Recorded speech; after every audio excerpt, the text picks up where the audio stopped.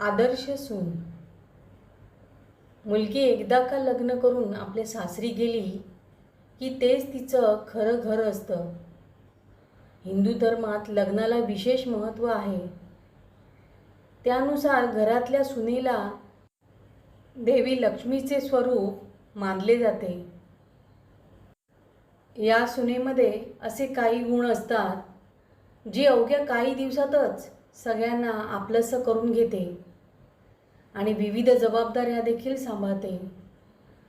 अर्थातच तिलासुद्धा सासरच्या मंडळींकडनं प्रेमाची तसेच आदराची गरज असते.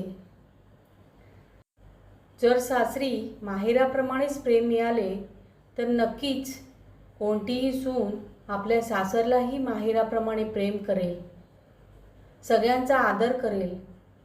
तुम्हीही घरची सून बनणार असाल तर जाणून घ्या या जबाबदाऱ्या कशा पार पाडाव्यात.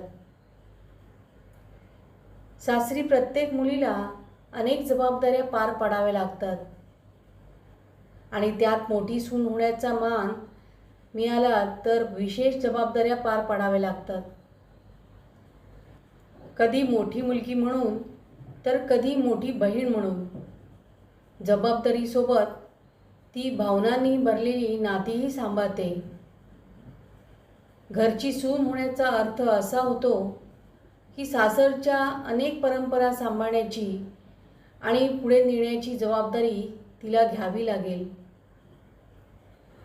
तुम्हाला मोठ्यांची काळजी घ्यावी लागेल, आदर द्यावा लागेल आणि लहानांना योग्य आणि अयोग्य यातील फरक शिकवावा लागेल. घरातली मोठी सून या नात्याने प्रत्येक क्षणी तुमच्या वागण्यात दयाळूपणा आणि समर्पणाची भावना ठेवावी लागेल. घरातील मोठ्या सुनेकडून कुटुंबियांच्या नेहमी मोठ्या अपेक्षा असतात.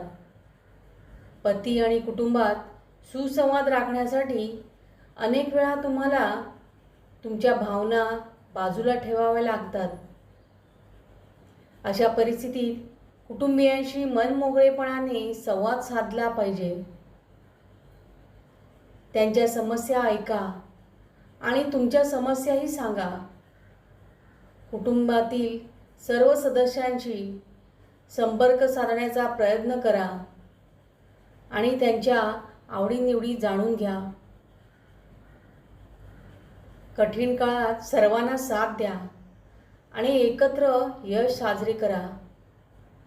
तुमचे हे छोटे प्रयत्न तुम्हाला तुमच्या कुटुंबाशी चांगल्या प्रकारे जोडण्यात मदत करतील. जीवनातील प्रत्येक काम करण्यासाठी सकारात्मक विचार असणे गरजेचे आहे. सून होणे म्हणजे मोठी जबाबदारी असते. त्यामुळे लग्नानंतर पूर्ण आत्मविश्वासाने आणि सकारात्मक विचाराने नव्या आयुष्याची सुरुवात करा. तुमच्या सासरच्या घरातील कोणत्याही व्यक्तीबद्दल कोणतीही पूर्वकल्पना करू नका. तसेच स्वतःवर विश्वास ठेवा की तुम्ही सर्व काही व्यवस्थित हाताळाल. घरातील सून ही आपल्या चालीरीती आणि संस्कार आपल्या येणाऱ्या पिढ्यांना शिकवते. सासरच्या चालीरीती माहेरच्या घरापेक्षा वेगळ्या असू शकतात. अशा परिस्थितीत सासरच्या लोकांच्या इच्छेनुसार कोणतीही गोष्ट स्वीकारणे किंवा ते करणे टाळले पाहिजे. जर तुम्ही सून असाल किंवा होणार असाल तर कुटुंबातील सर्व सदस्यांची काळजी घेण्याचा प्रयत्न करा. सगळ्यांना सुनेकडून अपेक्षा असतात. त्यामुळे प्रत्येकाच्या आवडीनिवडी, नापसंती, विचार समजून घेऊन त्यानुसार वागणे महत्त्वाचे असते. लग्नानंतर अनेक नाती बदलतात. अशा परिस्थितीत बदलत्या नात्याची संवेदनशीलता समजून घ्या. पूर्वी मुलगा प्रत्येक काम आईला विचारून करायचा. आता तोही बायकोचा सल्ला घेतो. असे अनेक वेळा दिसून आले आहे. काही वेळा कुटुंबातील सदस्य या बदलासाठी स्वतःला तयार करू शकत नाहीत आणि नातेसंबंध खट्टू होतात. अशा वेळी रागवण्याऐवजी समोरच्या व्यक्तीच्या मनाची स्थिती समजून घेणे आणि त्याच्याशी प्रेमाने बोलणे महत्त्वाचे आहे.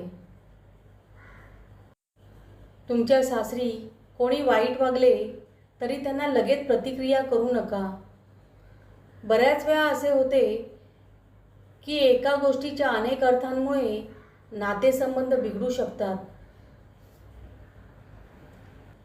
जेव्हा वेगवेगळ्या पार्श्वभूमीतील दोन व्यक्ती भेटतात तेव्हा एकमेकांना समजून घेण्यासाठी जास्त वेळ लागतो. तरीही तुम्हाला एखाद्या गोष्टीबद्दल वाईट वाटत असेल तर शांतपणे तुमचे मत व्यक्त करा. तसेच त्यांना त्यांचे विचार मांडण्याची संधी द्या.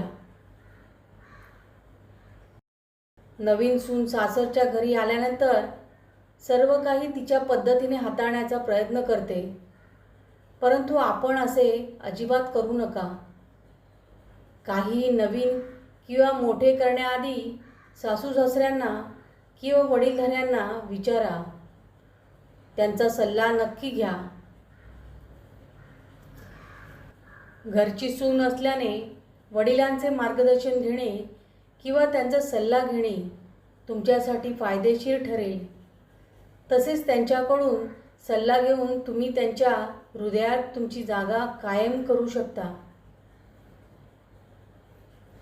प्रत्येक माणसाला त्याला हवं तसंच आणि हव्या त्या गोष्टी मिळतीलच असे नाही, पण ज्या मिळाल्या आहेत त्यांना विचार करून सामंजस्याने वागून सांभाळून ठेवा, कारण त्या गवसल्या तर पुन्हा मिळत नाहीत.